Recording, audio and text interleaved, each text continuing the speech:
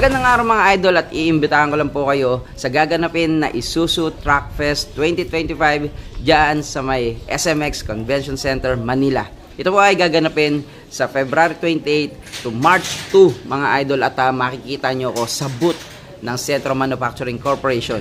At doon po ay ipapakita nila ang bagong gawa nila na 6 na truck bodies na talaga makakatulong sa inyong mga negosyo at sa inyong mga pangangailangan pagdating sa mga trucks. At sigurado naman ako mga idol na meron na kayong background tungkol dito sa Centro Manufacturing Corporation dahil ito ay feature ko na sa ating vlog.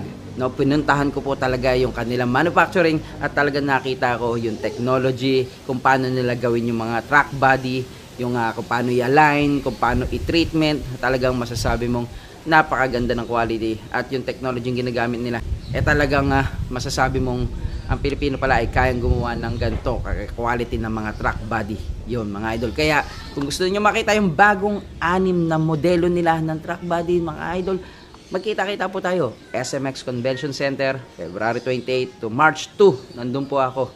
See you there mga idol.